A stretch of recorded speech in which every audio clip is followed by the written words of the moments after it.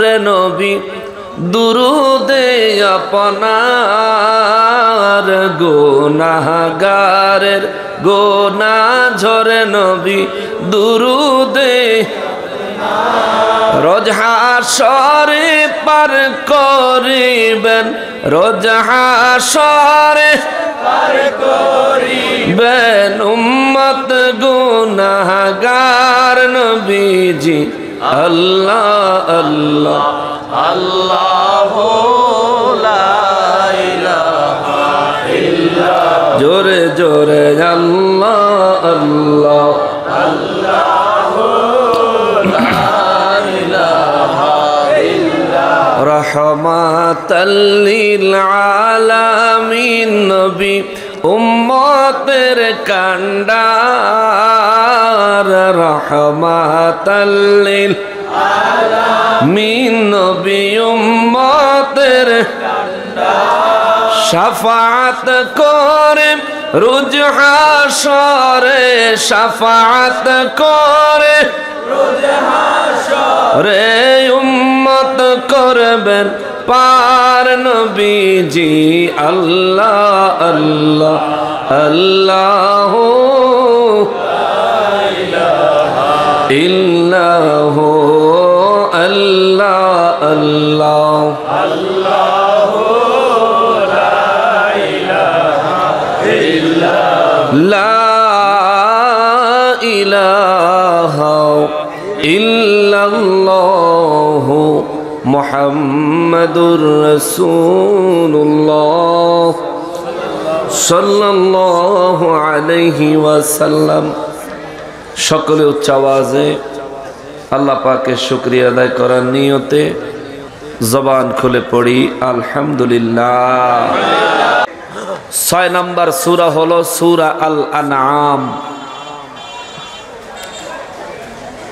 এই সূরার আয়াত হচ্ছে 165 খানা। সূরাটা নাজিল হয়েছে মক্কা মুআজ্জামায়। যেদিন নাজিল হয় আমার নূর নবী রাহমাতুল লিল আলামিন বলেছেন এই সূরা নাজিলের দিন জিবরাইল আমিনের সাথে স্পেশাল আরো 70,000 রহমতের ফেরেশতা জমিনে তশরীফ এনেছে। নবী বলেন আমার উম্মতের কোন ব্যক্তি যদি দিনে একবার সূরা আনআম তিলাওয়াত করে, যে 70,000 রহমতের ফেরেশতা আমি নবীর কাছে এই সূরার ওহী নিয়ে এসেছিলেন, ওই 70,000 রহমতের ফেরেশতা আমার যে উম্মত দিনে একবার এই সূরা তিলাওয়াত করলো, আমার ওই উম্মতের জন্য 24 ঘন্টা ওই 70,000 রহমতের ফেরেশতারা দোয়া করে।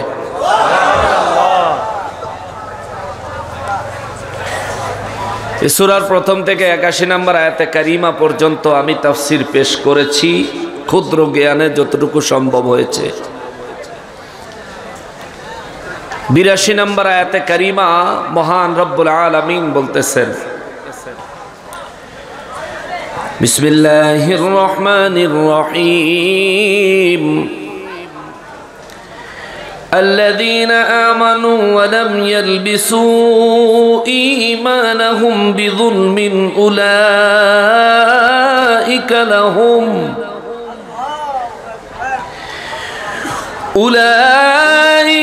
لهم الأمن وهم مهتدون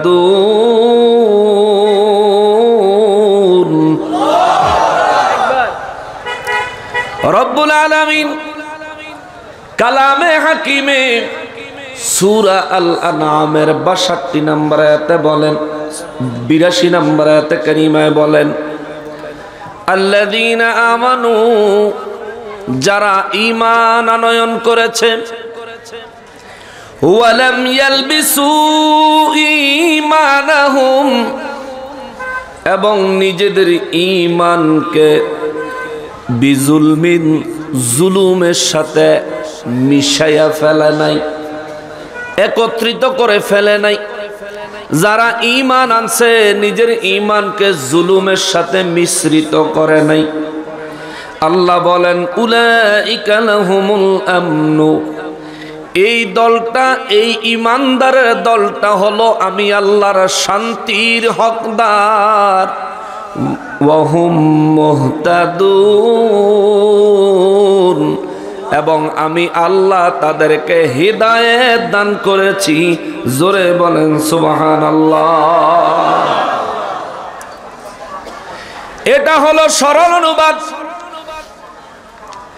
যদি ব্যাখ্যায় আসি, রব্বুল ইজ্জত বলেন ওয়াল্লাযীনা আমানু, যারা ঈমান এনেছে, আল্লাযীনা আমানু, পৃথিবীর জমিনে যারা ঈমান এনেছে। ঈমান কোন কোন জিনিসের উপর আনবেন? আমানতু বিল্লাহি, সর্বপ্রথম ঈমান আনতে হবে কার উপর? জোরে বলেন কার উপর? আল্লাহ কয়জন? আল্লাহর কোনো বিবি, আল্লাহর কোনো সন্তান, তিনি কারোর থেকে জন্মগ্রহণ করেন, তিনি কাউকে জন্ম দেন, তিনি কাহারো মুখাপেক্ষী, তিনি কাহারো মুখাপেক্ষী, মানবীয় সমস্ত প্রয়োজন থেকে পূত পবিত্র তিনি কে? দ্বিতীয়ত আমানতু বিল্লাহি ওয়া মালাইকাতিহি, দ্বিতীয় নম্বরে ঈমান আনতে হবে ফেরেশতাদের প্রতি। ফেরেশতাদেরকে বানাইছেন কে? আল্লাহ। মাটি দিয়া না নূর দিয়া? ফেরেশতা দেখা যায় না, তবুও তার উপর ঈমান আনতে হবে। আমাদের দুই কাঁধে ফেরেশতা আসেনি, একজনে নেকার আর একজনে গুনাহ লেখে। কার হুকুমে? কে হুকুম দিয়েছেন? কে দিয়েছেন? কে দিয়েছেন? তাদেরকে নিয়ন্ত্রণ করে কে? জোরে বলেন কে? জিবরাইল, মিকাইল, ইসরাফিল, আজরাইল, ফেরেশতাদের শ্রেষ্ঠ চারজন বানাইছেন কে? অগণিত অসংখ্য ফেরেশতা আছে, তাদের উপরে ঈমান রাখতে হবে, ঈমানের দাবি। 3 নম্বরে আসেন ওয়া কুতুবিহি, 104 খানা আসমানি কিতাব আল্লাহর পছন্দ মতো নবী রাসূলদের উপর নাজিল করেছেন কে? মুসলমানেরা রে, আমার পেয়ারা নবীর উম্মতেরা রে, সংক্ষেপে একটু ঈমানের বিষয়টা ঝালাই দিয়া যায়। কেননা সারা বিশ্বে মুসলমানের ঈমান নিয়ে টানাটানি চলছে। যে মুসলমানের ঈমান মজবুত, এক মুসলমানের সামনে লক্ষ কাফের বেঈমানও কিচ্ছু না, ঠিক কিনা বলেন? তারা দেখছে মুসলমানের সাথে যদি পারতে হয় তাদের ঈমানটা নষ্ট করতে হবে, তাইলেই তাগরে ঘায়েল করা সম্ভব। নতুবা মুসলমান 3 দিন ধরে খায় না, ঠিক মতো খানা পায় না। 313 জন রমজান মাসে রোজা রাইখা না খাইয়া ক্ষুধা পেটে লইয়া 313 জন 1000-এর মোকাবেলায় বিজয় লাভ করেছে। জোরে কন্যা সুবহানাল্লাহ। এটা কিন্তু বিশ্বব্যাপী সব ধর্মের মানুষগুলো ভালোভাবে এগুলো রিসার্চ করে। মুসলমান হলো ওই জাতি, না খাইয়া 313 জন মাঠে, আর খাইয়া দায়া মজবুত হইয়া এরপরে 1000 মাঠে 313 সাথে কুলায় না। আল্লাহু আকবার। এই জন্য বাবাজিরা, ঈমানকে মজবুত করতে হবে। ঈমানের জায়গায় কোনো ছাড় দেওয়া যাবে না। মা বোনদের হায়েজ নেফাজ হলে নামাজ মাফ, কিন্তু ঈমান মাফ নাই, ঠিক কিনা বলেন? নামাজের নির্ধারিত সময় আছে, এক নামাজ থেকে আর এক নামাজের জন্য গ্যাপ সময় আছে। ঈমানের কোনো গ্যাপ নাই। ফজরের পর যোহর পর্যন্ত মাঝখানের সময় গ্যাপ আছে, এ সময় নামাজ না পড়লে চলবো, কিন্তু ঈমান না রাখলে চলতো না। কথা বলেন ঠিক কিনা? এই জন্য বাবাজিরা, ঈমান আনতে হবে আমানতু বিল্লাহি ওয়া মালাইকাতিহি ওয়া কুতুবিহি। 104 খানা আসমানি কিতাবের উপর ঈমান আনতে হবে। 104 খানা আসমানি কিতাব নাজিল করেছেন কে? আল্লাহ। জোরে বলেন না কে? আল্লাহ। তার মধ্যে কোরআনুল কারীমকে শ্রেষ্ঠ বানাইলেন কে? আল্লাহ। এই শ্রেষ্ঠ কোরআন, শ্রেষ্ঠ নবী রহমাতুল লিল আলামিনকে দান করেছেন কে? ওই শ্রেষ্ঠ নবীর উম্মত আমাদেরকে বানাইছেন কে? এই কোরআন আমাদের জন্য ধর্মগ্রন্থ হিসেবে দান করেছেন কে? আল্লাহ। এর উপর ঈমান আনতে হবে। এই কোরআনের কোন জায়গায় কোনো সন্দেহ আছে? লা রাইবা ফি। এই আসমানি কিতাব এমন একটা কিতাব রে, প্রায় 1450 বছর পার হয়ে যায়। বিশ্বে কত বুদ্ধিমান, কত বুদ্ধিজীবী, কত বিজ্ঞানী, কত জ্ঞানী গুণী মানুষ আছে, আজ পর্যন্ত আল্লাহর কালামে হাকিমে একটা গ্রামারিটিক্যাল মিস্টেকও বাহির করতে পারে নাই। চিৎকার দিয়া কোন সুবহানাল্লাহ। আরে কোরআনে ভুল আসবে কোত্থেকে? কোরআন তো স্বয়ং আমার আল্লাহর বাণী, ঠিক কিনা বলেন? এরপরে আমার রব্বুল ইজ্জত বলেন 4 নম্বরে ওয়া রাসূলিহি। 4 নম্বরে ঈমান আনবেন রাসূলদের উপর। 1,24,000 পয়গম্বর, তার মধ্যে 300 রসুল, তার মধ্যে আমার রসুল হলেন শ্রেষ্ঠ রসুল। সুবহানাল্লাহ। ঈমান আনতে হবে, অস্বীকার করার কোনো সুযোগ নাই। ইহুদিরা আমার নবীকে মানে না, খ্রিস্টানরা আমার নবীকে মানে না, আমার নবীর উপর ঈমান আনে না। অথচ ইসলাম ধর্ম আখিরি নবী নূর নবী রহমাতুল লিল আলামিনের আনিত ধর্ম বলে সমস্ত নবী রাসূলদের উপর ঈমান রাখতে হবে। আমি নবীর উপর ঈমান রাখতে হবে। কোনো একজন নবীর উপরে কেউ যদি ঈমান পরিত্যাগ করে, ওই ব্যক্তি বেঈমান হয়ে যাবে, কোনো সন্দেহ নাই। আমানতু বিল্লাহি ওয়া মালাইকাতিহি ওয়া কুতুবিহি ওয়া রুসুলিহি ওয়াল ইয়াউমিল আখির। কিয়ামতের ময়দানে, হাসরের ময়দানে দাঁড়াতে হবে। কিয়ামতের দিন, হাসরের দিনের উপর ঈমান রাখতে হবে। কিয়ামত সংগঠিত করবেন কে?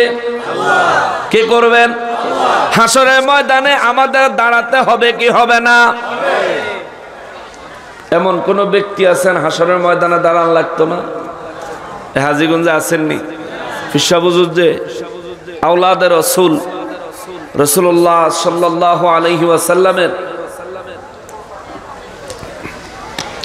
40তম বংশধর, উনিও হাসরের ময়দানে দাঁড়াতে হবে কি হবে না? জোরে বলেন, হবে কি হবে না? সবার দাঁড়াইতে হইব। সেদিন বিচার হবে, প্রত্যেকের কর্ম অনুযায়ী বিচার হবে। ও মুসলমান, ওই আখিরাত দিবসের উপর ঈমান রাখতে হবে।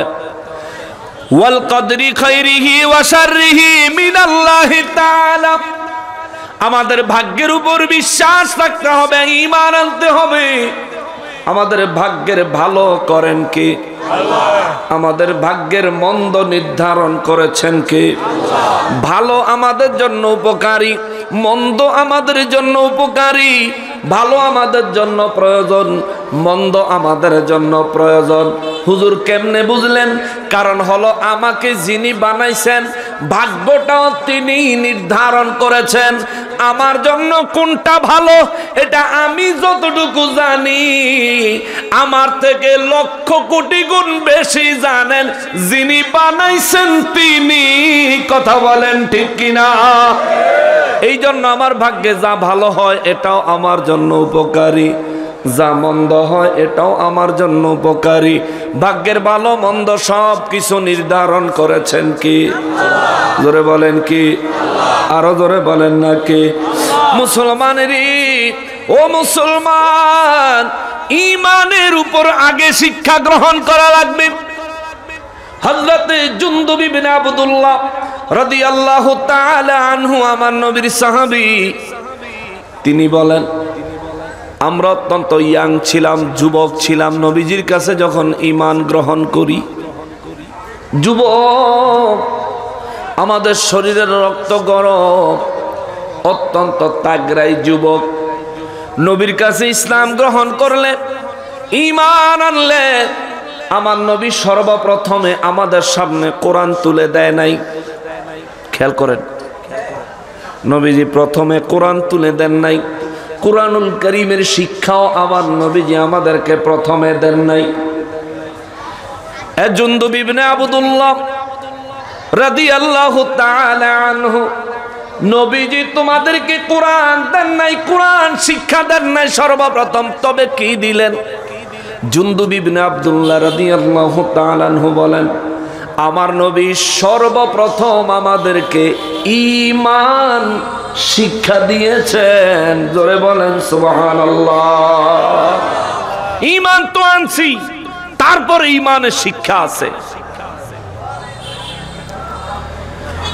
নূর নবী রাহমাতুল লিল আলামিন সাহাবায়ে কেরামের মজলিসে আমার নবীজি ঈমান শিখায়।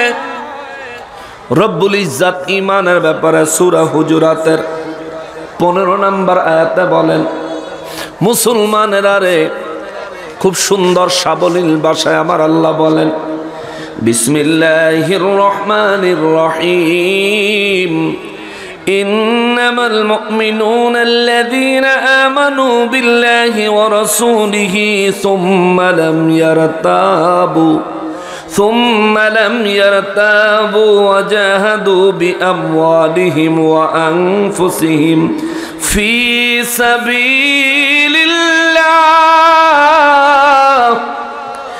أولئك هم الصادقون।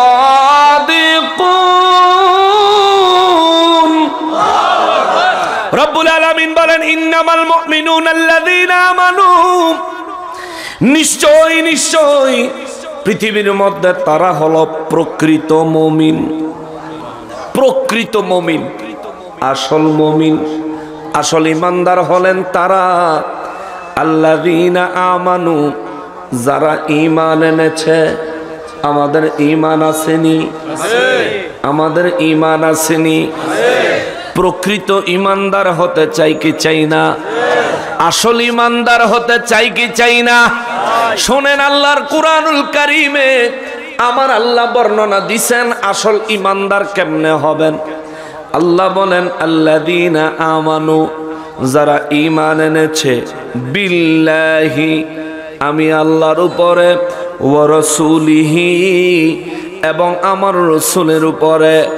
আসল ঈমানদার হলো তারা, মনোযোগ বাবা, আসল ঈমানদার হলেন তারা যারা ঈমান আনলো আল্লাহর উপরে, যারা ঈমান আনলো আল্লাহর রাসূলের উপরে। কেমন ঈমান? আমার আল্লাহ বলেন, সুম্মা লাম ইয়ারতাবু, এমন ভাবে ঈমান আনলো, ঈমান আনার পরে আল্লাহর উপর, আল্লাহর রাসূলের উপর যারা কোনো সন্দেহ করে না, আমি আল্লাহ ঘোষণা দিলাম তারা হলো প্রকৃত ঈমানদার মুমিন। জোরে কোন সুবহানাল্লাহ। আল্লাহর উপর সন্দেহ, নবীজির উপর সন্দেহ থাকলে আসল ঈমানদার হওয়া যায়? কিন্তু আমাদের দেশে এখন এটা চলছে, খুব ধুমধাম করে চলছে। আল্লাহ রাব্বুল ইজ্জত সম্পর্কে মানুষ প্রশ্ন তোলে, আহলে হাদিস নামক দলেরা, আরো বিভিন্ন দলের লোকেরা বলে আল্লাহর নাকি আকার আছে, বলে আল্লাহর আকার আছে। অথচ আহলে সুন্নাত ওয়াল জামাতের আকীদা হলো আল্লাহ পাকের কোনো আকার নাই, তিনি নিরাকার। এই যে রব্বুল আলামিন সম্পর্কে আহলে সুন্নাত ওয়াল জামাতের আকীদা হলো আল্লাহ পাক নিরাকার, এর সাথে সন্দেহ পোষণ করে, দ্বিমত পোষণ করে যারা বলল আল্লাহর আকার আছে, সূরা হুজুরাতের 15 নম্বর আয়াত দলিল দেয়, তারা কেউ প্রকৃত ঈমানদার হতে পারে না। এই কথা বলেন ঠিক কিনা? প্রকৃত ঈমানদার যদি হতে হয় আমার আল্লাহর কোনো আকার নাই, এটাই চূড়ান্ত ফয়সালা, এটাই মেনে নিতে হবে, এটাই বিশ্বাস করতে হবে। আল্লাহ আমাদেরকে প্রকৃত মুমিন হিসেবে কবুল করেন, সবাই পড়েন আমিন। দ্বিতীয় নম্বর বিষয় হলো, প্রকৃত ঈমানদার হতে গেলে রাসূল পাকের উপর ঈমান আনতে হবে, কোনো সন্দেহ করা যাবে না। কিন্তু আমার নবীর উপর সন্দেহ আছে না নাই? কথা কর না কা? আমার নবীজিকে নূর মোবারক দিয়া বানাইছেন কি? জোরে বলেন আল্লাহ। আরো জোরে বলেন আল্লাহ। আমার নবীকে আল্লাহ যখন বানায় তখন কি মাটি আল্লাহ বানাইছিল? মাটি কি ছিল? জোরে বলেন ছিল? মাটি আগে না নবী আগে? মাটি আগে না নবী আগে? তো যে নবী আমার নবী, এই নবীকে আল্লাহ যখন সৃষ্টি করেছেন তখন তো মাটি বানানোই নাই, তখন মাটি ছিলই না। মাটি নামক কোন বস্তু আমার আল্লাহ তখন সৃষ্টি করেন নাই, যেহেতু তখন মাটি ছিলই না, আমার নবী মাটির নবী হওয়ার কোনো প্রশ্নই আসে না। ঠিক কিনা বলেন? মাটি তো ছিলই না, মাটি তখন নাই, আল্লাহ বানাই নাই মাটি। এখন আমার নবী নূর নবী, এ নূর নবীকে মাটির নবী বলে যারা সন্দেহ সংশয় লাগায়া দিল, সূরা হুজুরাতের 15 নম্বর আয়াতে কারিমা অনুযায়ী এই মানুষগুলা প্রকৃত মুমিন হতে পারে না। আমার নবীজিকে আমার আল্লাহ সূরা মায়েদার 15 নম্বর আয়াতে বলেন, قد جاءكم من الله نور। আওয়াজ করে পড়েন সুবহানাল্লাহ। সূরা মায়েদার 15 নম্বর আয়াতে আমার আল্লাহ বলেন, তোমাদের মাঝে এসে গেছে আমি আল্লাহর পক্ষ থেকে নূর। জোরে বলেন সুবহানাল্লাহ। রাসূলের উপর সন্দেহ করলে ঈমান থাকবে? আমার নবীকে গায়েবের খবর দান করেন কে? গায়েবের ইলম নবীকে দান করে কে? আল্লাহ। আসলে দেয়নি। সূরা জিনের 27 নম্বর আয়াত 26 নম্বর আয়াতে আমার আল্লাহ বলেন, আলিমুল গায়বি ফালা ইউযহিরু আলা গায়বিহি আহাদা। 27 নম্বর আয়াতে বলেন, ইল্লা মান ইরতাদা মির রাসূলিন। চিৎকার দিয়া কোন সুবহানাল্লাহ।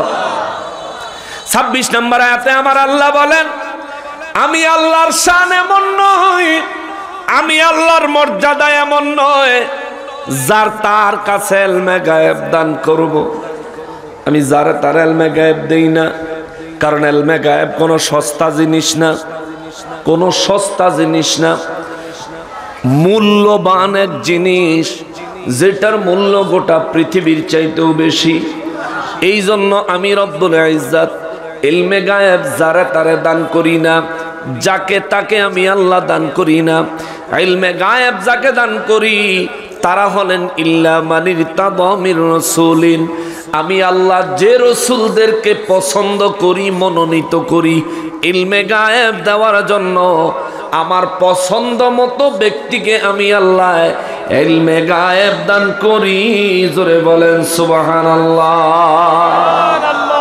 আল্লাহর তাকবীর, আল্লাহু আকবার, নারায়ে রিসালাত, ইয়া রাসূলুল্লাহ, আহলে সুন্নাত ওয়াল জামাত জিন্দাবাদ, জিন্দাবাদ, বায়াত রাসূল, বায়াত খুদা জিন্দাবাদ, জিন্দাবাদ, আতা ঈদগাহ ময়দান উরুস মুবারক জিন্দাবাদ, জিন্দাবাদ। তাইলে আমার নবীকে ইলমে গায়েব দিয়েছেন কে? আল্লাহ। কোন সন্দেহ আছে? না। কোন সন্দেহ আছে? আছে। মুসলমানের আমার নবী রাহমাতুল লিল আলামিনকে হাজির ও নাজির থাকার ক্ষমতা দিয়েছেন কে? আল্লাহ। বিশ্বাস করতে হবে, ঈমান আনতে হবে। হুজুর দলিল কোথায়? কোরআনুল কারীমে সূরা নিসার 41 নম্বর আয়াত খুলবেন। আমার আল্লাহ বলেন, হাসরের ময়দানে আমি রব্বুল আলামিন সমস্ত নবীদের থেকে তাদের উম্মতের ব্যাপারে সাক্ষ্য গ্রহণ করব। আর ইয়া রাসূলুল্লাহ আপনি নবীর থেকে ওই সমস্ত উম্মতদের ব্যাপারে, ওই সমস্ত নবীদের ব্যাপারে আমি রব্বুল ইজ্জত আপনি নবীর থেকে ফাইনাল সাক্ষী, রাজ সাক্ষী গ্রহণ করব। সুবহানাল্লাহ। তাহলে আমার নবীকে হাজির ও নাজির হওয়ার ক্ষমতা দিলেন কি? আল্লাহ। জোরে বলেন নাকি? আল্লাহর উপর কোনো সন্দেহ রাখা যাবে না। আমার নূর নবী রাহমাতুল লিল আলামিনের উপরেও কোনো সন্দেহ রাখা যাবে না। সন্দেহ রাখলে ঈমান শেষ, সন্দেহ রাখলে ঈমান শেষ, আর ঈমান থাকতো না। রব্বুল ইজ্জত বলেন প্রকৃত মুমিন হলেন তারা যারা ঈমান আল্লাহ এবং তার রাসূলের উপর যখন আনে কোনো সন্দেহ করে না। এরপরে আল্লাহ কয় ওয়াজাহাদু বিআমওয়ালিহিম, এবং তারা নিজের মাল দিয়া জিহাদ করে।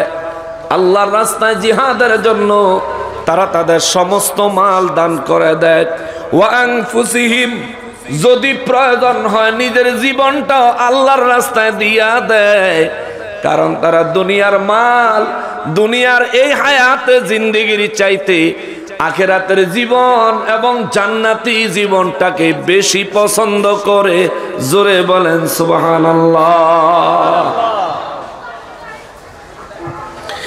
রব্বুল আলামিন কালামে হাকিমে সূরা হুজুরাতের 15 নম্বর আয়াতে কারিমা দিয়া আমার আল্লাহ ঈমান কেমন হবে তার বর্ণনা দিলেন। যাদের ঈমান নাই, ঈমানের কোনো খবর নাই, কিন্তু নামাজে মসজিদের সামনের কাতারে আছে না? আছে না? নবীর ক্ষেত্রে আইলে, নবীজির মর্যাদার কথা শুনলে যা চেহারা কালো হয়ে যায়, এই ধরনের কিছু মানুষ আছে যারা মসজিদের সামনের কাতারে দান সদকায় সবার আগে পরিষ্কার পরিচ্ছন্ন থাকে, আবার মাঝে মধ্যে তাবলিগও যায় গিয়া। আছে না? তারা মনে করে অনেক নেক আমল করলাম, টঙ্গী ইজতেমা হইলে ইজতেমায় চলে যায়। কেন? তারা কয় আমাগো হুজুররা বইয়ের ভিতরে লিখছে, আশরাফ আলী তালেবী সাহেব দাওয়াতে তাবলীগ বইয়ের 80 পৃষ্ঠার মধ্যে লিখছে মক্কা মদিনা শরীফে, মক্কা শরীফে 1 রাকাত নামাজ পড়লে 1 লক্ষ রাকাতের সওয়াব হয়। মদিনা শরীফে 1 রাকাত নামাজ পড়লে 50,000 রাকাতের সওয়াব হয়। মসজিদে আকসায় 1 রাকাত নামাজ পড়লে 50,000 রাকাত নামাজের সওয়াব হয়। টঙ্গী ইজতেমায় গিয়া 1 রাকাত নামাজ পড়লে 49 কোটি রাকাত নামাজের সওয়াব হয়। নাউজুবিল্লাহ। এটা তাবলীগ জামাতের এক হুজুর আশরাফ আলী তালেবী সাহেব, তার বইয়ের নাম হচ্ছে দাওয়াতে তাবলীগ, 80 নম্বর পৃষ্ঠা, এটা বাংলা বই। এই কথা লেখা শেষে দিয়ে লেখা দিছে রাওয়াহু ইবনে মাজা। ইবনে মাজা শরীফের 192 পৃষ্ঠাত বলে এই কথা আছে। আফসোসের বিষয়, এদের ব্যাপারে আমার রব্বুল ইজ্জত বলেন অনেক মানুষ আবার এমন মনে করে মক্কা মদিনা শরীফ হজ করতে যাইতে পারি না, টঙ্গীর ইজতেমা ঘুরাই। হজের পরে দ্বিতীয় হজ, নাউজুবিল্লাহি মিন যালিক, এমন কথাও তারা বলে থাকে। এখন তাবলীগওয়ালারা কইব, টঙ্গীওয়ালারা কইব আমরা কোন এমন কথা কই না। মিছা কথা কইয়া পালানের আর সুযোগ নাই। মিডিয়ার যুগ, মিডিয়াত গুতা দিলেই পাওয়া যায়, ঠিক কিনা বলেন? গুগলে লেখলেই বাহির হইয়া যায়। তবুও বলি তোমরা যদি এমনটা মনে না করো, নিয়তে যদি এমন না থাকে, কোনো অসুবিধা নাই। আমরা মাহফিল করেছি, তোমরাও মাহফিল করো, কোনো অসুবিধা নাই।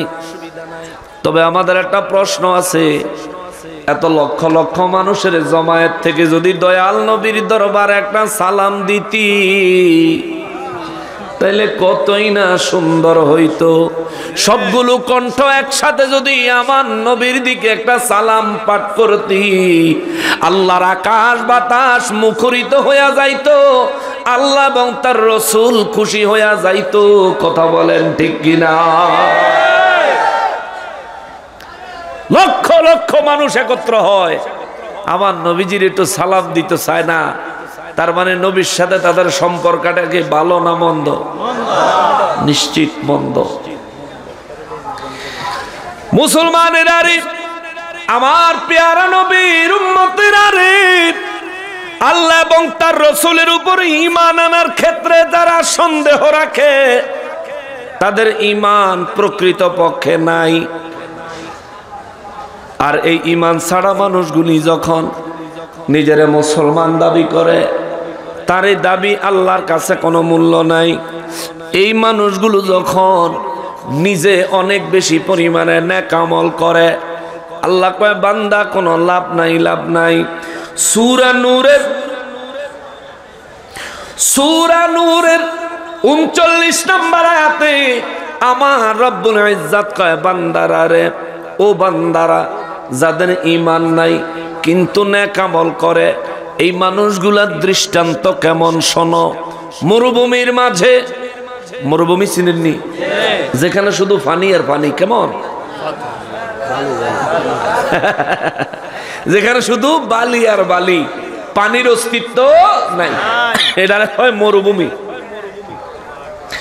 সূরা নূরের ৩৯ নম্বর আয়াতে আমার পরওয়ারদিগারে আলম রব্বুল আলামিন বলেন, শোনো, যে ব্যক্তির ঈমান নাই কিন্তু নেক আমল করে, ভালো ভালো কাজ করে, এই ব্যক্তির দৃষ্টান্ত হলো ওই মরুভূমির ওই ব্যক্তির মতো। কোনো একটা মরুভূমিতে আপনি যদি ওই জায়গায় পড়েন, আপনার সঙ্গে পানি ছিল, শেষ হইয়া গেছে, মরুভূমির মাঝখানে আপনি অবস্থান করতেছেন একা, ডানেও কেউ নাই, বামেও কেউ নাই, সামনেও কেউ নাই, পিছনেও কেউ নাই, রাস্তা নাই, ঘাট নাই, শুধু বালি আর বালি। আল্লাহ বলেন এই অবস্থায় তোমায় যদি পিপাসার্ত হয়ে যাও, যদি তোমার গলা শুকাইয়া যায়, গলা শুকাইলে দেরি হইতো না, কলিজা শুকাইয়া যাবে, পানির জন্য তোমার মধ্যে একটা হাহাকার তৈরি হবে, চতুর্দিকে পানি খুঁজতে থাকবা। রব্বুল আলামিন বলেন মরুভূমির মধ্যে দূরে তাকাইলে মরিচিকা দেখা যায়, বালি এমন ভাবে চিকচিক করে, দেখলে মনে হয় ওখানে বুঝি পানি আছে। রব্বুল আলামিন আমাদেরকে দৃষ্টান্ত দেয় সূরা নূরের ৩৯ নম্বর আয়াতে, বান্দারে যদি ঈমান ছাড়া নেক আমল করো, ওই পিপাসার্ত ব্যক্তি, পিপাসাওয়ালা ব্যক্তি মরুভূমির জমিন থেকে মরিচিকা দেখা পানির আশায় দৌড়ায়া মরিচিকার কাছে যাইলে, দৌড়ায়া মরিচিকার কাছে পৌঁছালে পানি পাবে? পানি পাবে? পিপাসা মিটবে না বাড়বে? কারণ এই যে এত দূর হাইটা গেছে বা দৌড়ে গেছে, এটার কারণে শরীরে ক্লান্তি হইছে, পিপাসা কি আরো কমছে না বাড়ছে? রব্বুল ইজ্জত বলেন মরিচিকা দেখে পিপাসার্ত ব্যক্তি মরিচিকার কাছে পানির আশায় দৌড়াইয়া গেলে যেমন ওই ব্যক্তির নসিবে পানি মিলবে না, পিপাসা মিটবে না, পিপাসা আরো বাড়বে। ঈমান ছাড়া আমল করেনেওয়ালা ব্যক্তি কিয়ামতের ময়দানে আইসা দেখবো বিপদের কোনো সীমা নাই, আমল নামায় কোনো নেক আমল নাই। কারণ যে ব্যক্তির চাকরি নাই ওই ব্যক্তির ডিউটির কোনো বেতন নাই, যার ঈমান নাই তার আমলের কোনো প্রতিদান নাই। কথা বলেন ঠিক কিনা? এই জন্য বাবারে ঈমান মজবুত করতে হবে, ঈমান মজবুত করতে হবে। ঈমানের ক্ষেত্রে কোনো দিক থেকে ছাড় দেওয়া যাবে না।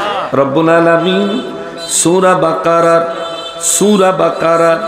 208 নম্বর আয়াতে কারিমায় আল্লাহর বান্দাদেরকে আল্লাহ ডেকে বলেন, বিসমিল্লাহির রহমানির রহিম, ইয়া আইয়ুহাল্লাযীনা আমানু দুখুলু ফিস-সিলমি কাফা ওয়ালা তাত্তাবিউ খুতুওয়াতিশ শাইতান ইন্নাহু লাকুম আদুউম মুবিন।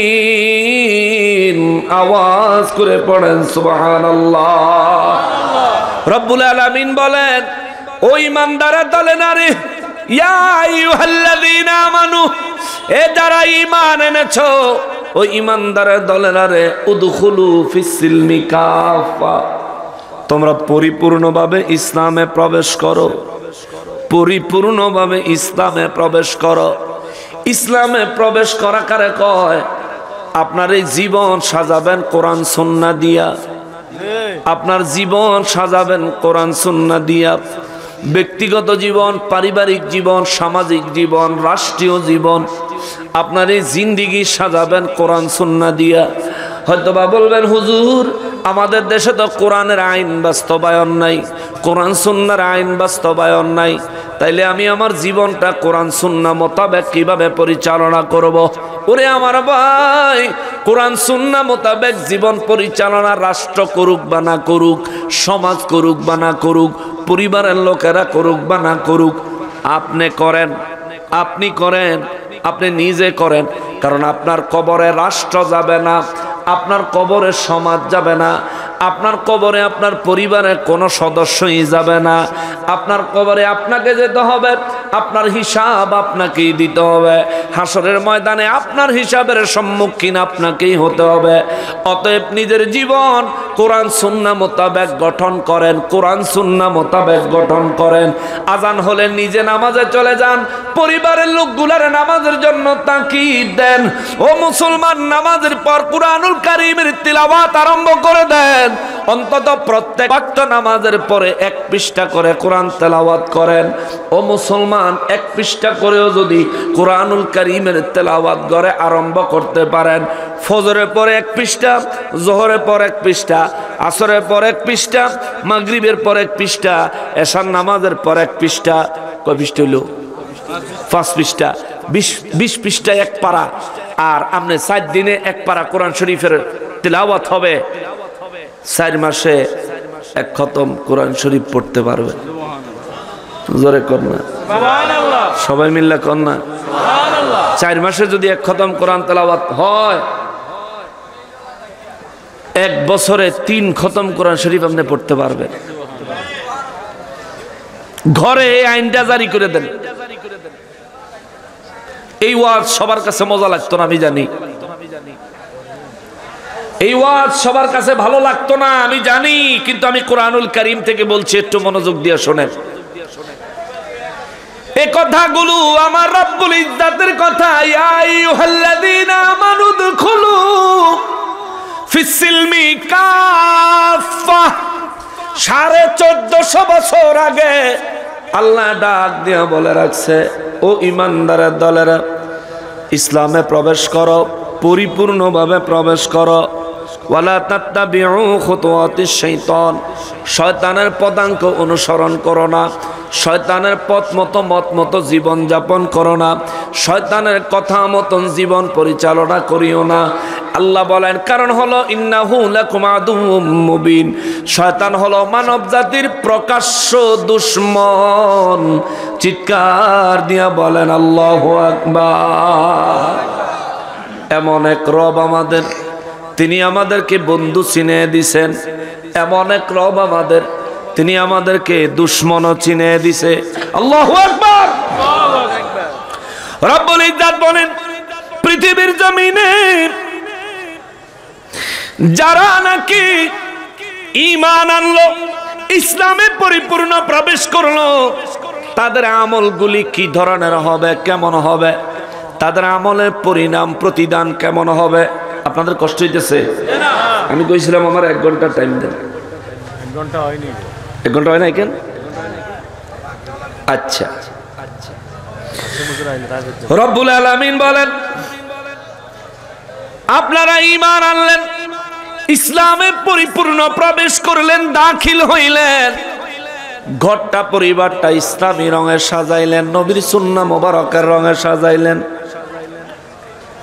আমার আল্লাহ বলেন, এমন পরিস্থিতিতে যখন মানুষ চলে আসে, কোন মানুষের মন মানসিকতা ঈমান যখন এমন অবস্থায় নিয়ে আসে, আল্লাহ বলেন সূরা নাহলের 97 নম্বর আয়াতে আল্লাহ বলেন, মান আমিলা সলিহাম মিন যাকারিন আও উনসা ওয়া ওয়া হুয়া মুমিনুন ফালানুহয়িয়ান্নাহু হায়াতান তাইয়্যিবা। চিৎকার দিয়া কোন সুবহানাল্লাহ। রব্বুল আলামিন বলেন পরিপূর্ণ ঈমান নিয়ে যেই পুরুষ অথবা যে নারী পরিপূর্ণ ঈমান নিয়ে কোনো আমল করে, এই ব্যক্তি আমি রব্বুল ইজ্জাতের দরবারে যখন কোনো আমল পেশ করে আমি তার আমলটা কবুল করি, তার গোটা জিন্দেগিটাকে পবিত্র বানায়া দেই। সুবহানাল্লাহ। আমলটাও কবুল হয়ে যায়, জিন্দেগিটাকেও আমার আল্লাহ পবিত্র করে দেন। এমন কি আমার আল্লাহ বলেন ওয়ালানাজজিয়ান্নাহুম আজরাহুম বিআহসানি মা কানু ইয়ামালুন।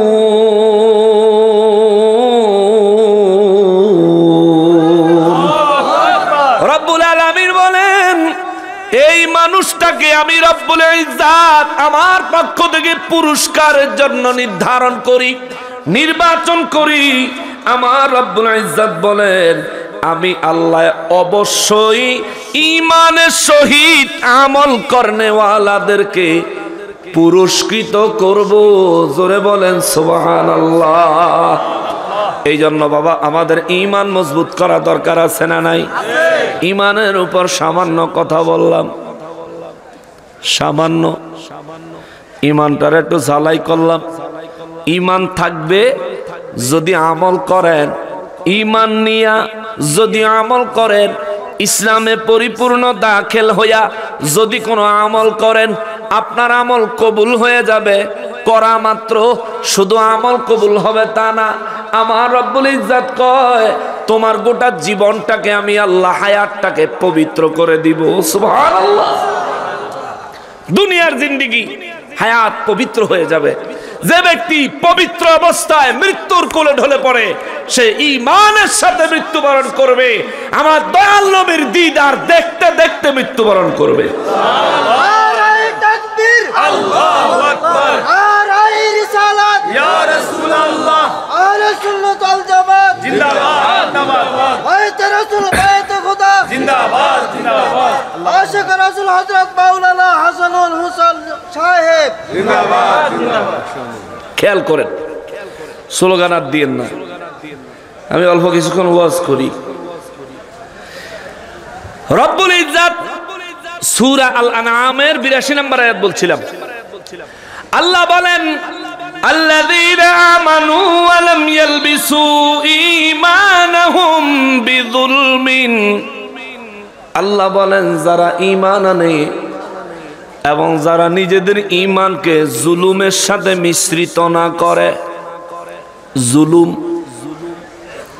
জুলুম কারে কয়? গুনাহ করাটা জুলুম, অন্যায় করাটা জুলুম, নামাজ ছেড়ে দেওয়াটা জুলুম, রমজান মাসে রোজা ভেঙে ফেলা জুলুম, সামর্থ্যবান হয়েছেন হজ করেন না এটা জুলুম, নিসাব পরিমাণ সম্পদের মালিক হইছেন যাকাত দেন না এটা জুলুম। কিন্তু এই জুলুম হলো নফসের উপরে, আল্লাহ বলতেছেন ঈমানের উপরে। খেয়াল করেন, আল্লাহ বলতেছেন ঈমানের উপর যারা জুলুম করে না। আমরা জুলুম বলতে বুঝি অন্যায় অপরাধ। এ কথা আমার আল্লাহ যখন নাজিল করলেন সাহাবায়ে কেরামের মধ্যে কান্না আরম্ভ হয়ে গেল। সাহাবায়ে কেরাম আমার নূর নবী রাহমাতুল লিল আলামিনের কদম মোবারকে আরজি পেশ করে কয় নবী গো, ও নবী আমরা বুঝি আর বাঁচতে পারলাম না, জাহান্নাম থেকে আর বুঝি রক্ষা হইল না। আমার নবী বললেন কেন রে সাহাবীরা? সাহাবায়ে কেরাম বলেন হুজুর আল্লাহ বললেন ওয়ালাম ইয়ালবিসু ঈমানাহুম বিজুলমিন। যে ব্যক্তি তার ঈমানটাকে জুলুমের সাথে মিশ্রিত করে নাই। হুজুর ও দয়াল নবীজি, আপনি নবী ছাড়া আমাদের মধ্যে তো নিজের নফসের উপর জুলুম করে না, অন্যায় করে না, গুনাহ করে না এমন কোন ব্যক্তি আমাদের মধ্যে নাই। আল্লাহ যে বললেন যার ঈমান জুলুমের সাথে মিশ্রিত করে না। হুজুর আমরা তো ধরা খেয়ে গেলাম, আল্লাহর এই আয়াত অনুযায়ী, এই বিধান অনুযায়ী আমরা তো ধরা খেয়ে গেলাম, আমরা তো আল্লাহর নেয়ামত থেকে বঞ্চিত হয়ে গেলাম। আমার নূর নবী রহমাতুল লিল আলামিন দয়াল নবীজি কয়, সাহাবীরা রে, চিন্তা করার কিছু নাই রে সাহাবীরা। এই জায়গায় আমার আল্লাহ গুনাহের কথা বলেন নাই, এই জায়গায় আমার আল্লাহ বলেছেন শিরিকের কথা। কারণ কোরআনে আল্লাহ বলছেন, ইন্নাশ শিরকা লাযুলমুন আযীম।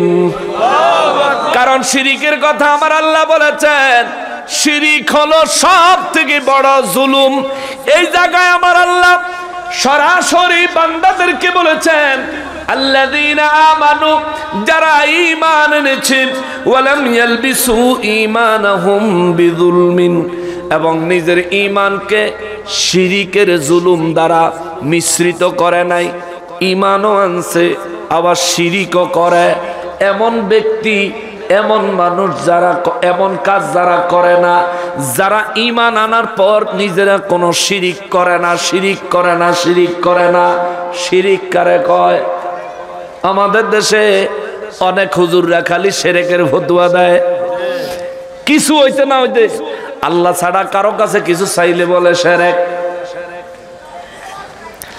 ওলি আল্লাহর দরবারে যায় চাইলে বলে শিরিক, নবীজির দরবারে গিয়া চাইলে নাকি শিরিক।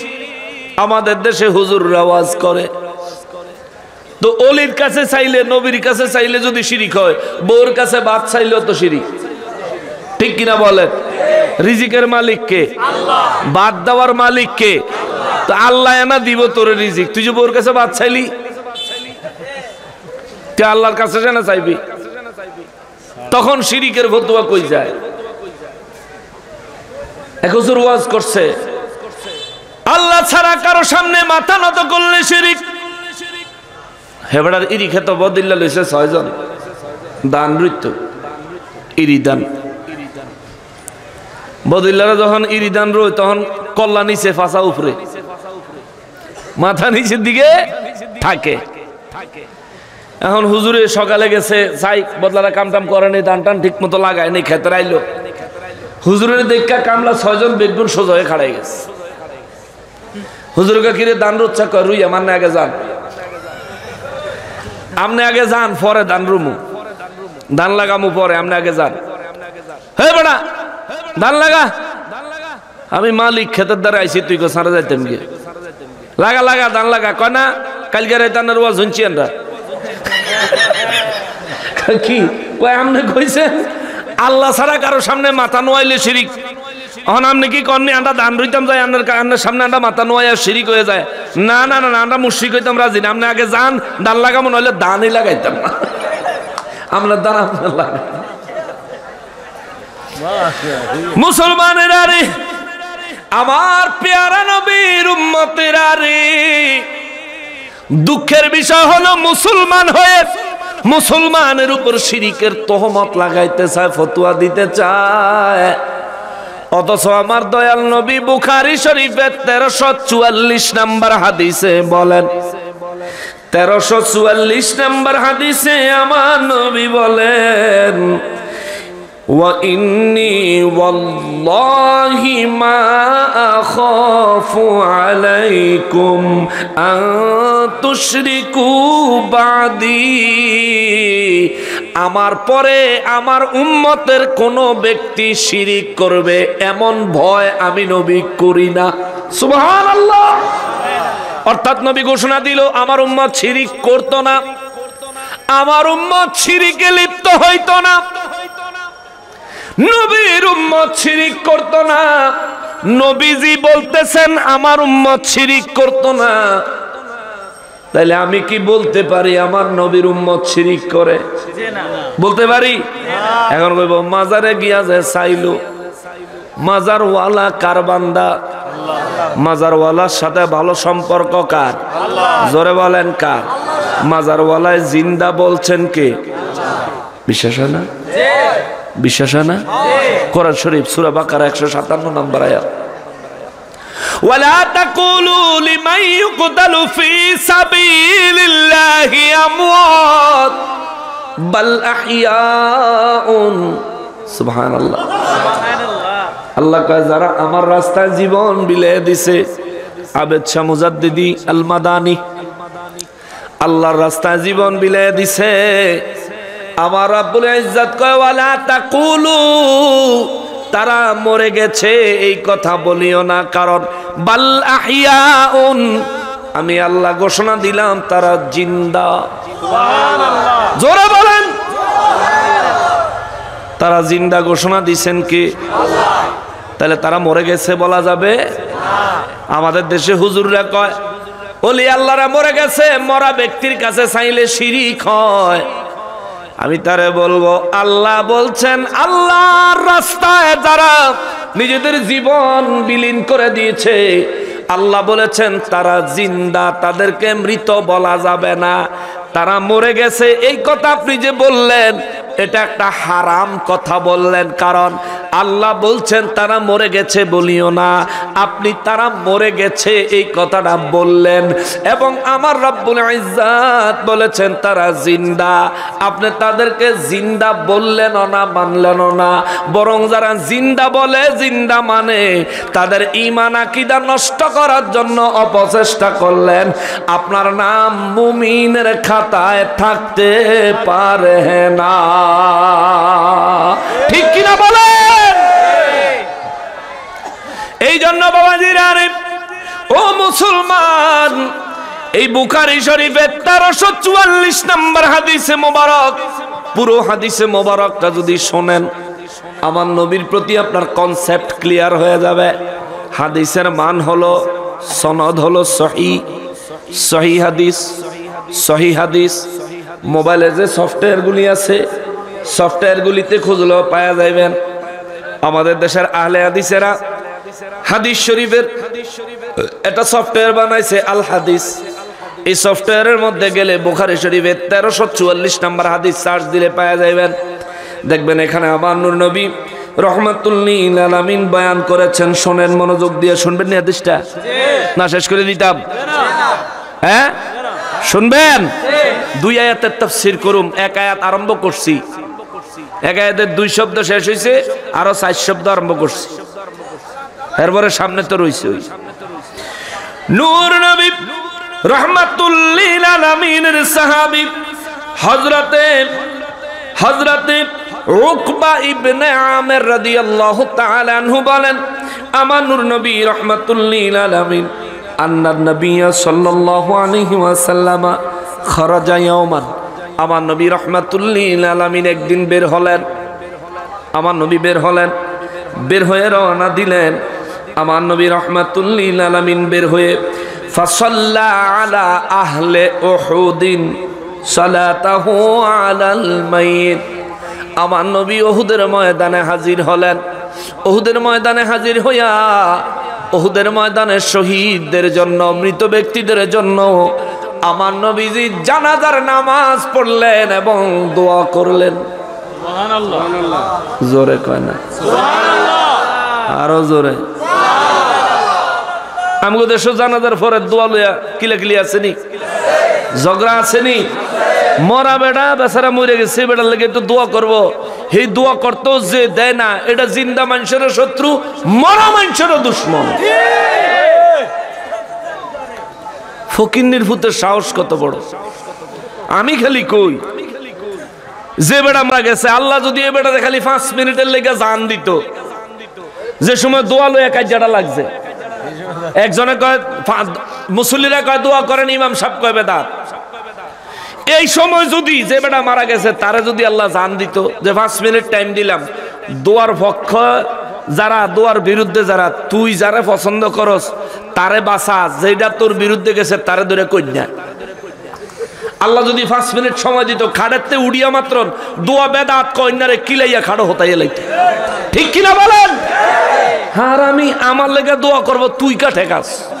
তুই কা ঠেকাস? তোর আব্বার কি, তোর বাপের কি, ঠিক কিনা বলেন? আমি মারা যাওয়ার পরে এরকম দোয়া লয়ে যদি কাজ্জা লাগে, আমারও যদি আল্লাহ 5 মিনিটের লেগে টাইম দেয়, আমি 3 মিনিটে হেতারা লাশ বানাইয়া বাকি 2 মিনিট খাড়িয়া দেখব যে আর কে আসত দোয়ার বিরুদ্ধে আয়, সামনে আয়। মুসলমানের আরে সহিহ সনদের হাদিস, তাও বুখারী শরীফ, যারা বুখারী সারা মানে না, আছে না ডিজিটাল মুসল্লি, ডিজিটাল মুসলমান আছে না, বুখারী সারা মানে না। ও ফকির নির্বুত, বুখারী শব্দের অর্থ জানোস নি তুই? বুখারী শব্দের ব্যাখ্যাটা যে ইমাম বুখারীর পুরা নামটা ক, এটা দিলে তার 1 সপ্তাহ লাগবে নামটা মুখস্থ করতে। ইমাম বুখারী রহমাতুল্লাহ আলাইহি বুখারী শরীফের মধ্যে তিনি লেখেন, হযরতে উকবা ইবনে আমির রাদিয়াল্লাহু তাআলা আনহু বলেন, খারাজা ইয়াওমান, আমার নবী রাহমাতুল লিল আলামিন একদিন বের হলেন, বের হয়ে উহুদের ময়দানে গেলেন। ফাসাল্লা আলা আহলি উহুদিন সালাতাহু আলাল মাইয়িতি, আমার নবী ফাসাল্লা আলা আহলি উহুদিন, উলামায়ে কেরাম আছেন, আমার নবী উহুদবাসীদের জন্য, আহলে উহুদবাসীদের জন্য নবী দোয়া জানাজার নামাজ পড়লেন। ফাসাল্লা আলা, আমার নবীজি জানাজার নামাজ পড়লেন। এরপরে আমার নবী রাহমাতুল লিল আলামিন সালাতাহু আলাল মাইয়িত, ওই মৃত ব্যক্তিদের জন্য দোয়া করলেন। আমার নবী দোয়া করলেন, আমার নবী জানাজাও পড়ছেন, নবীজি দোয়াও করছেন। আমরা জানাজাও পড়ি, জানাজার পরে দোয়াও করি। আমার নবীর আদর্শ সুন্নিদের ভিতরে পাওয়া যায়, কথা বলেন ঠিক কিনা? নবীজি রাহমাতুল লিল আলামিন জানাজা পড়লেন, জানাজার পর দোয়া করলেন। দোয়া করার পরে সুম্মা সারাফা ইলাল মিম্বারি, আমার নবীজি মিম্বারের উপর আরোহণ করলেন, মিম্বারের উপরে দাঁড়ালেন। আমার নবী ভাষণ দিবেন, মনোযোগ দেন বাবা, মনোযোগ দেন। আমার নবী রাহমাতুল লিল আলামিন ভাষণ দিবেন, মিম্বারের উপর দাঁড়ালেন, দাঁড়ায় বললেন, ফাকালা, নবী বললেন, ইন্নী ফারতুন, সুবহানাল্লাহ, জোরে কর সুবহানাল্লাহ, ইন্নী ফারতুন। আমার নবী বললেন, আমি নবী হলাম মর্যাদায় তোমাদের চাইতে আগে, সম্মানে তোমাদের চাইতে আগে, সৃষ্টির দিক থেকে তোমাদের চাইতে আগে, সব বিষয়ে তোমাদের চাইতে আমি নবী আগে। তোমাদের সমস্ত কিছু আমি নবী জানি, তোমাদের সমস্ত কিছুর আগে এবং পরে আমি নবী। ও নবী, আমার নবী বলেন, ওই উম্মতেরা শোনো, ফারাতুল লাকুম ওয়া আনা শাহীদুন আলাইকুম, তোমাদের সমস্ত কাজের আমি নবী হলাম সাক্ষী। সুবহানাল্লাহ, জোরে কর, আরো জোরে। সব কিছুর সাক্ষী আমার নবী নিজে বললেন। আল্লাহ কোরআন শরীফে কয়, শাহিদা ওয়া মুবাশশিরা ওয়া নাযীরা। হুজুর নবী গো, আমি রব্বুল আলামিন আপনাকে শাহেদ সাক্ষী বানাইলাম, মুবাশশিরান আপনাকে সুসংবাদদাতা বানাইলাম। কিসের সুসংবাদ? জান্নাতের সুসংবাদ। এই সুসংবাদ দিবেন ইমানদারেরা। ওয়া নাযীরা, আমি আল্লাহ আপনাকে ভয় প্রদর্শনকারী বানাইলাম, ভীতি প্রদর্শনকারী বানাইলাম। ভয় কারা দেখাইবো? বেঈমানেরা, কাফেরেরা, মুনাফিকেরা, ঠিক কিনা বলেন? এই জন্য আমার নবী বলেন, ওয়া আনা শাহীদুন আলাইকুম, আমি নবী তোমাদের জন্য সাক্ষী। যা করো আমি নবী সাক্ষী। সূরা তাওবায় আমার আল্লাহ বলেন, হুজুর আপনি বলে দেন, আপনি বিশ্ববাসীকে জানায় দেন, ওয়া কুল ইয়ামালু ফাসায়ারাল্লাহু আমালাকুম ওয়া রাসূলুহু ওয়াল মুমিনুন, আল্লাহু আকবার। বিশ্ববাসীকে বলে দেন, মানুষ যত আমল করে সমস্ত আমল আমি আল্লাহ দেখি। ফাসায়ারাল্লাহু, আমি আল্লাহ দেখি। আমালাকুম ওয়া রাসূলুহু, তাদের আমল আমি আল্লাহ দেখি, আপনি রাসূল দেখেন। ওয়াল মুমিনুন, যে সমস্ত মুমিনদের কলব কাশফ আমি আল্লাহ খুলে দিয়েছি, ওই সমস্ত মুমিনেরা, ওই সমস্ত সাহাবীরা, ওই সমস্ত তাবেঈরা, ওই সমস্ত তাবেঈরা, ওই সমস্ত আউলিয়া কেরামেরা, আল্লাহ বলেন তারাও দেখে। জোরে কোন সুবহানাল্লাহ। এই জন্য আমার নবী বলেন ওয়া আনা শাহিদুন আলাইকুম, আমি নবী রাহমাতুল লিল আলামিন হলাম তোমাদের সাক্ষী। তোমরা আমার সামনে যা করো আমি দেখি, আমার পিছনে যা করো আমি দেখি, দিনের বেলা যা করো আমি তা দেখি, রাতের বেলা যা করো আমি তাও দেখি, কখন কোথায় কি করো না করো আমি নবী তা দেখি। সুবহানাল্লাহ। কখন কি করে না করে আমার নবী দেখে। বিশ্বাস হয়নি? বিশ্বাস হয়নি? দুই সাহাবী নবীজির পিছনে নামাজে দাঁড়াইছেন। দুই সাহাবী, দুইজন হইল একজন আরেকজনের একেবারে অন্তরঙ্গ বন্ধু।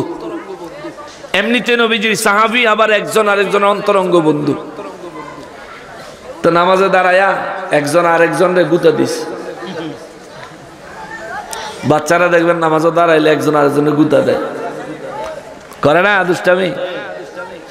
দুই সাহাবী একজন আরেকজনের গুতা দিস। নামাজের সালাম ফিরাইয়া আমার নবী কয়, সাহাবীরা নামাজ পড়ন যাইব, নামাজের ভিত্তি গুতাগুতি করন যাইতো না। জোরে কন্যা সুবহানাল্লাহ। দুই সাহাবী নবীর সামনে হাত জোড় করে কয়, ইয়া রাসূলুল্লাহ, আপনি না সামনের দিকে তাকায় নামাজ পড়াইতেছিলেন। নবী বলেন, আইয়ুকুম মিসলি, আমার মতো তোমাদের মধ্যে কি কেউ আসেনি? সাহাবীরা বলেন, না ইয়া রাসূলুল্লাহ, আপনার মতো আমাদের মধ্যে কেউ নাই, আপনার মতো আল্লাহ সৃষ্টি জগতে কেউ নাই। আপনাকে আল্লাহ বানাইছেন, আল্লাহ যেমন ইচ্ছা, মন যেমন কুদরতের ইচ্ছা হইছে আপনারা তেমন ভাবে বানাইছে। আপনি কারো মতো না, কেউ আপনার মতো না। হুজুর একটু জানতে চাই, আপনি সামনের দিকে ফিরে নামাজ পড়াচ্ছিলেন, পিছন দিকে আমরা একজন আরেকজনের গুঁতে দিলাম, হুজুর আপনি এটা কেমনে দেখছেন? আমার নবী বলেন, আল্লাহ আমাকে এমন পাওয়ার, এমন ক্ষমতা দিয়েছেন, আমার হাতের তালু আমি যেভাবে স্পষ্ট দেখি, আল্লাহর তামাম সৃষ্টি জগৎ সমানভাবে দেখি, সামনে পিছনে ডানে বামে উপরে নিচে, এক কথায় 10 দিকে আমি নবী সমানভাবে দেখতে পাই। ইনি আমার নবী, ইনি আমার নবী, এটা গৌরবের বিষয়। এই কথা বললে টুপি পাঞ্জাবিওয়ালা 5 ওয়াক্ত নামাজ পড়েন না, তাবলিগে চিল্লা লাগান না, এবার দেখবেন মুখ কালো হয়ে যাবো। আছে না? তার কপালও কালা দাগ, নবীর কথা শুনলেও চেহারা কালো হয়ে যায়। আফসুস, আল্লাহ তারে হেদায়েত দান করুক। সবাই পড়ে না আমিন। আরে নবীর উম্মত নবীর কথা শুনলে চেহারা উজ্জ্বল হয়ে যাবে, ঠিক কিনা বলেন? অন্তর খুশিতে মেতে উঠবে। আমার নবী, আমার দয়াল নবী, আমার নূর নবীর কথা, আমার নূর নবীর মর্যাদা, আমি খুশি হব না কেন? এটা আমার খুশি হওয়ার কথা। বাপ চেয়ারম্যান হইলে, বাপ মেম্বার হইলে, বাপ এমপি হইলে, কিংবা বাপ কিছু না, বাপের সম্পর্কে কেউ যদি সুনাম করে, বাপের প্রশংসা কেউ যদি করে, ছেলের কলিজা এমনি খুশি হয়ে যায়, চেহারা উজ্জ্বল হয়ে যায়, আনন্দিত হয়ে যায়। আর বাপের প্রশংসা করলে যেই ফোলা খুশি হইতে পারে না, বুঝতে হইবে এটা জন্মে গন্ডগোল আছে, ঠিক কিনা বলেন? বাপের প্রশংসায় ছেলে খুশি হবে, এটা একেবারে স্বাভাবিক একটা কথা। আর নবীর প্রশংসায় নবীর উম্মত খুশি হবে, এটাও স্বাভাবিক কথা। এই নবীর প্রশংসা শুনে নবীর যে উম্মত দাবিদার খুশি হতে পারলো না, টুপি পাঞ্জাবি জুব্বা নবীর আদর্শ হলেও এই মানুষটা নবীর আদর্শে আদর্শবান নয়, এটাই চূড়ান্ত, ঠিক কিনা বলেন? নবীজি রাহমাতুল লিল আলামিন বলেন, আমি নবী তোমাদের জন্য সাক্ষী, তোমাদের সমস্ত বিষয়ে আমি নবী সাক্ষী। এখানে শুধু শেষ না, আমার নবী বলেন, ওয়া ইন্নী ওয়াল্লাহি লা উনজুরু ইলা হাউজিল আন। আল্লাহু আকবার।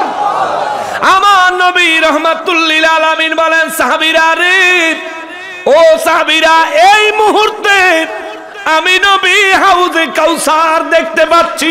সুবহানাল্লাহ। মিম্বারের উপরে আমার নবী বয়ান করলেন, ওয়াজ করলেন, সর্বপ্রথম বয়ান করলেন মর্যাদার দিক থেকে আমি নবী তোমাদের থেকে সবার আগে একটা কথা নবী বললেন, দ্বিতীয় কথা আমার নবী বললেন, শোনো তোমাদের সবার বিষয়ে সব বিষয়ে আমি নবী হলাম সাক্ষী। 3 নম্বরে আমার নবী বলেন, এই মুহূর্তে আমি নবী হাউজে কাউসার দেখতে পাচ্ছি। সাহাবায়ে কেরামের মধ্যে মোটামুটি কানাঘুষা আরম্ভ হয়ে গেছে, কেননা সূরা কাউসার নাজিল হওয়ার পরে হাউজে কাউসারের বর্ণনা আমার নবী নিজে দিয়েছেন। নবী বলেছেন, সাহাবীরা হাউজ একটা জিনিস, কাউসার আর একটা জিনিস। আমরা তো মনে করি হাউজে কাউসার একই জিনিস, এটা আমরা মনে করি, কিন্তু না, কাউসার এক জিনিস, হাউজ আর এক জিনিস, এটা দুই জিনিস। নবী আমার রাহমাতুল লিল আলামিন বলেন, শোনো কাউসার হলো চতুর্থ জান্নাতে আমার আল্লাহ বানায়া রাখছে। সুবহানাল্লাহ। কাউসার কেমন? আমার নবী বলেন, কাউসার হলো একটা নদীর নাম, এমন একটা নদী যে নদীর পানিগুলো দুধের থেকে সাদা, মধুর থেকে মিষ্টি, বরফের চাইতেও ঠান্ডা। সুবহানাল্লাহ। বরফ, দুনিয়ার জমিনে বরফের তাপমাত্রায় কোনো পানি আসলে পানিটা বরফে শক্ত হয়ে যায়, এটা লিকুইড, তরল থাকে না, নরম থাকে না। বোতলে পানি দিয়ে যদি ডিপ ফ্রিজে ঢুকাইয়া দেন, বোতলের পানিটা পাথরের মতো শক্ত হয়ে যাবে।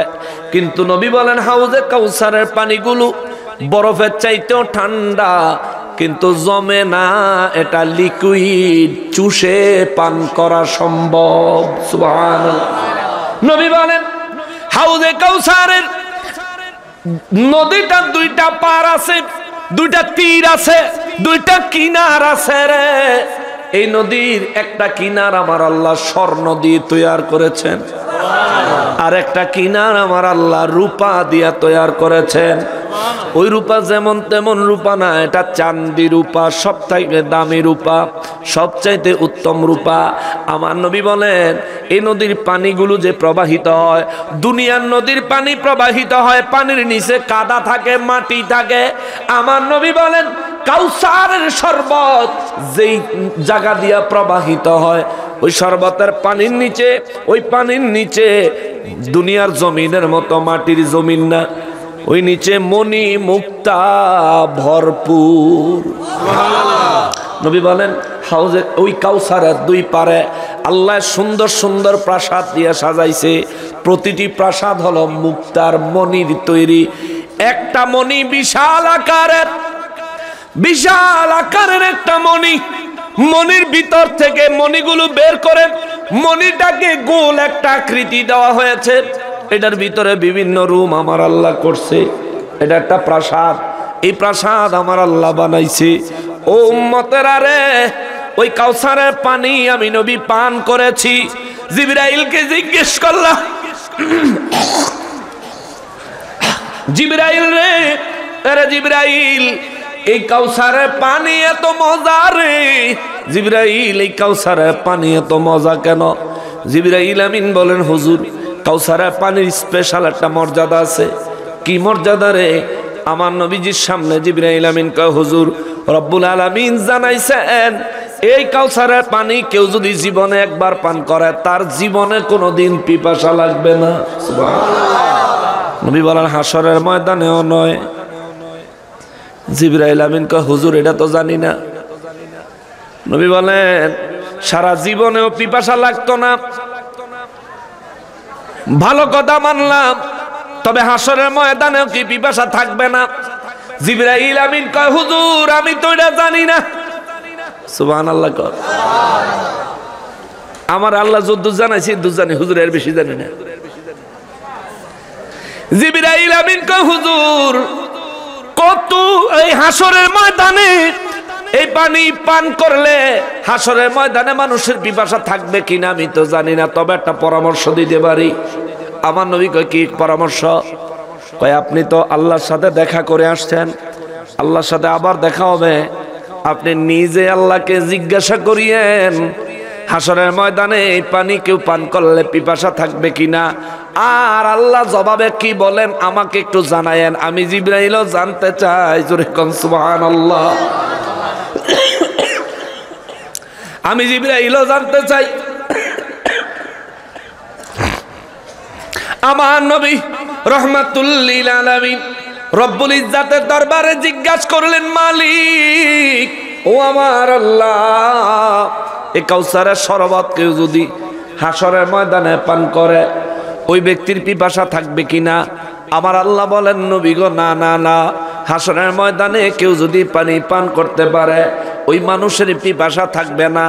আমার নবী আর ভালো মন্দ কিছু কয় না, মনে মনে চিন্তা করে, হাসরের ময়দানে আল্লাহ যদি আমার উম্মতের জন্য এই কাউসারের পানির ব্যবস্থা করত, আমার উম্মত গুলা হাসরের ময়দানে কলিজা ফাটা চিৎকার থেকে রেহাই পাইতো, পিপাসা থেকে রক্ষা পাইতো। মনে মনে চিন্তা করতেছেন, কিন্তু নবী আল্লাহর দরবারে কিছু বলেন না, কারণ আল্লাহর দরবারে মেরাজে গেছেন। পরে আমার নবীকে আমার আল্লাহ উম্মতের জন্য যা যা দিয়েছেন, আমার নবী বলেন সবকিছু পাওয়ার পরে আবার কাউসারের কথা বলতে আমি নবীর ভিতরে লজ্জা বোধ হইছে। আমি চিন্তা করছি, আইছি বেড়াইতাম, দিছে দাওয়াত, দাওয়াতে আয়া আমি যদি এত কিছু চাই আমার কেমন দেখা যায়। আমার নবী বলেন, আমি সংকোচ বোধ করলাম, লজ্জা বোধ করলাম, কিছু বলি না। কিন্তু নবীর অন্তরে কি চলতেছে দেখেন কে? আল্লাহ। জোরে বলেন কে? আল্লাহ। আরো জোরে বলেন কে? রব্বুল ইজ্জাত আমার নবীদের সাজদা আল্লাহ হাউজে কাউসার দেয় নাই। নবী যেহেতু বলতে চায় না, আল্লাহ নিজে বলে নবীকে লজ্জা দেয় না। আল্লাহ কয়, হুজুর আফসোস করিয়েন না, দুনিয়ায় যান, আপনার মনের কথা, আপনার মনের সিদ্ধান্ত, আপনার মনের আশা পূরণ করা হবে। আশা কি, সিদ্ধান্ত কি? আল্লাহ কয় না নবী কি চায়, নবীও বলেন নাই। আল্লাহ কইছে, হুজুর দুনিয়ায় যান, আপনার মনের আশা পূরণ করা হবে। জোরে কন্যা সুবহানাল্লাহ। নূর নবী রাহমাতুল লিল আলামিন দুনিয়াতে আসার পরে আমার রব্বুল ইজ্জাত আমার নবীর জন্য নাজিল করলেন, ইন্না আ'তাইনাকাল কাউসার। নবী গো, আপনাকে আমি আল্লাহ কাউসার দান করেছি। জোরে কোন সুবহানাল্লাহ। আমার নবীকে আল্লাহ কাউসার দান করলেন। নবীজি সিজদায় পড়ে গেলেন। আল্লাহ কাউসার তো দিলেন, আমি তো কাউসার চাই হাসরের ময়দানের জন্য।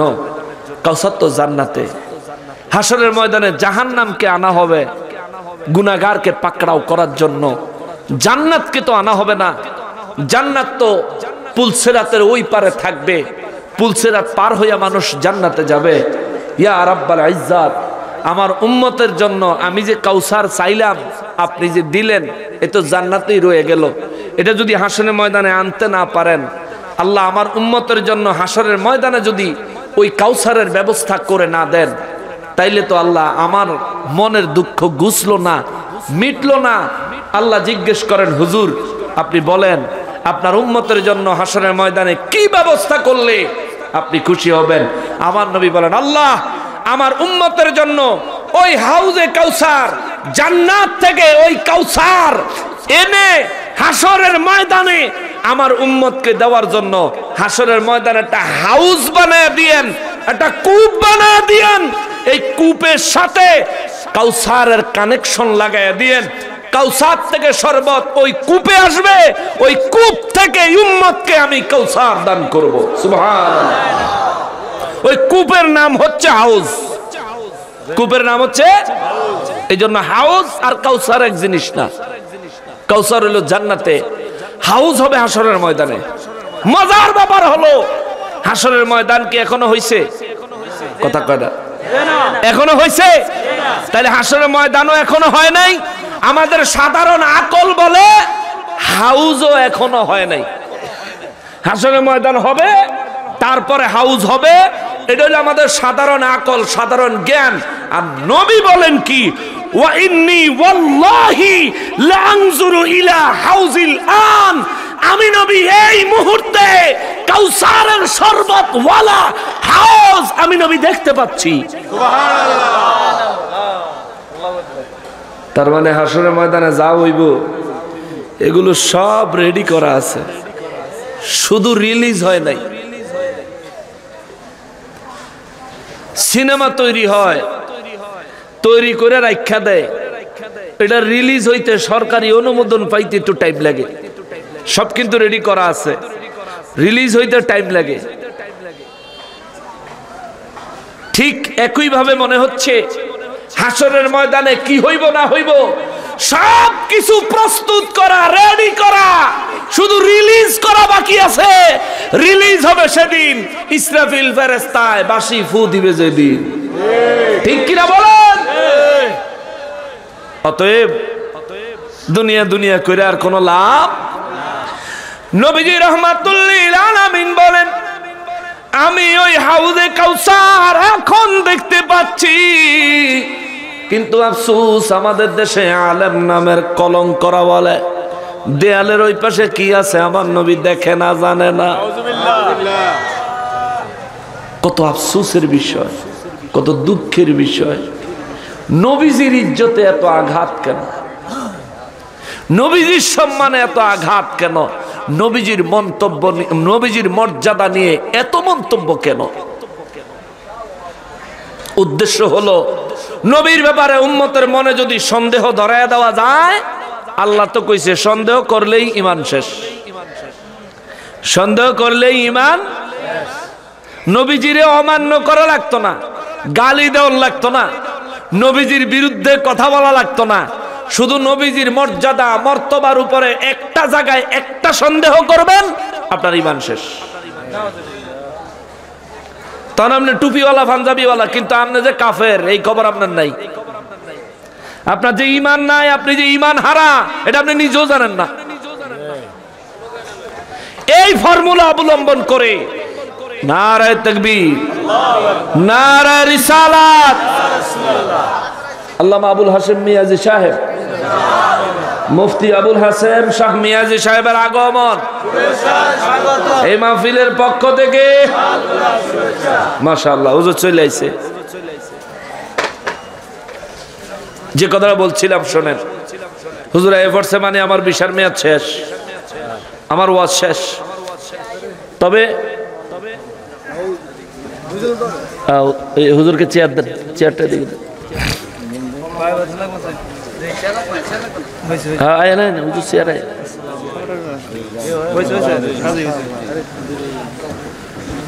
বলি বলি বলি দেন, ওটা লাগবো লাগবো, এটা আরো 5-7 মিনিট বলেন। আচ্ছা, হুজুর আয়সা পড়ছে, সময় দীর্ঘকরণ যাইতো না। আমি হাদিসটা শেষ করি নাকি? হ্যাঁ, হাদিসটা শেষ করি। আয়াত দর্শি 2 আন, 51 শেষ করতাম, হারলাম না। আচ্ছা যাক, শোনেন, কোরআন হাদিসের বয়ান অনেকের কাছে ভালো লাগে না, তবে আমাদের এই অঞ্চলে চাঁদপুরের এদিকে মানুষ কোরআন হাদিসই পছন্দ করে। এটা আনন্দের বিষয়, এটা আনন্দের বিষয়। যে কথা বলতেছিলাম, আমার নবী রাহমাতুল লিল আলামিন বলেন, ওয়া ইন্নী, আর আমি ওয়াল্লাহি, আল্লাহর কসম, লা আনজুরু ইলা হাউজিল আন, এই মুহূর্তে হাউজে কাউসার আমি নবী দেখতে পাচ্ছি। সুবহানাল্লাহ। এরপরে আমার নবী বলেন, ওয়া ইন্নী উতিতু মাফাতিহা খাযাইনিল আরদি আও মাফাতিহাল আরদ,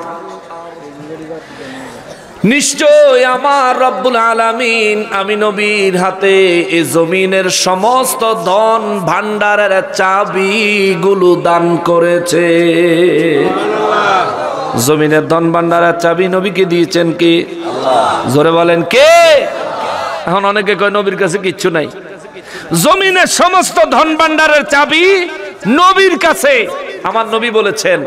তাইলে নবীর কাছে চাইলে কি দোষ হইব? সরকারি রিলিফ চেয়ারম্যান সাহেবের কাছে, সরকারের রিলিফ কার কাছে? চেয়ারম্যান সাহেবের কাছে। এবার আপনি গরিব মানুষ, আপনার রিলিফ দরকার, আপনি কি মাননীয় প্রধানমন্ত্রী শেখ হাসিনারে খুঁজবেন? আপনি তো চেয়ারম্যান সাহেবের কাছে যাই এই খুঁজবেন, কিন্তু চেয়ারম্যান সাহেব কি বাপের জমি বেচে দিবনি আপনারে? এটা তো সরকারি মাল নাকি?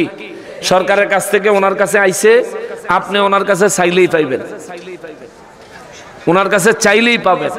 কিন্তু এটা বুঝে বাঙালি।